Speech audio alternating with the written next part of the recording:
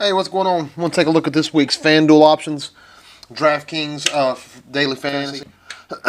As we always do, we'll start at defense and kicker. I just caught myself, I don't usually really pair these up, but good matchup against the Browns.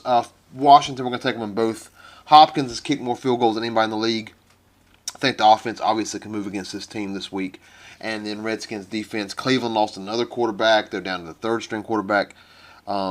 They're giving up good performances to defenses anyway. It's already kind of scoring good against them already before this injury, so we're going to pair that up. Hope for a good matchup. Fleener at tight end for New Orleans, getting a lot of targets. Kind of exploded last week. San Diego, I think it's going to be a shootout. Neither team's going to stop the other one. San Diego has given up more points to tight ends than any other team in the league this year, so that's also a good nod. Their corners are pretty good. They're weak in the middle. Look for Drew Brees to exploit that. Quarterback, scary option, Simeon.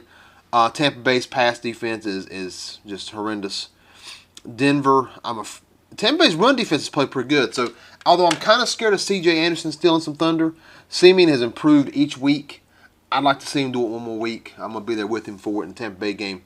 Running back is just good money for workhorses. Carlos Hyde, DeMarco Murray, counting their catches. Both should see 20 touches this game. Both have got good matchups. Both are goal line threats. It's a lot to like there for not a lot of money, so we're going to go with that.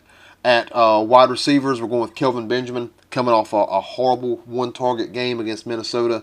It's been a focal point in the Carolina press conferences to talk about that can't happen. We've got to get Kelvin the ball.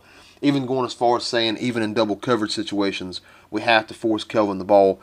I think they try to exploit that against a weak Atlanta defense. I think you see Cam bounce back and have a good game this week. And I think if anything, he's going to try to overforce the ball to Kelvin. I think they're going to really try to emphasize that he's a part of that offense. And I think it's going to lead to a pretty good stat production. Deshaun Jackson, he's a big boomer bust guy. There's really no more risk here. I mean, deep threat, he's just... As far as deep threats in the league go, he's dangerous. Every week he could score. He's got a great matchup. I'm hoping he'll take advantage of that. $6,900 was a real fair price. And the money we saved got to bring in Antonio Brown, who week in and week out, just killing it. Well, only thing I don't like about this roster is it's usually, I like to see star power on the roster. I like to see 1-2 players, Cam Newton, Antonio Brown, David Johnson. I like to get these guys that are a guarantee. It feels like we were looking for a bargain on almost every pick. I like every pick, obviously, but looking at the roster as a whole, I like to see more superstar. That's my only concern with this week's FanDuel team. But with that being said, like we talked about, every position seems solid in its own way. There's no real weak spots here.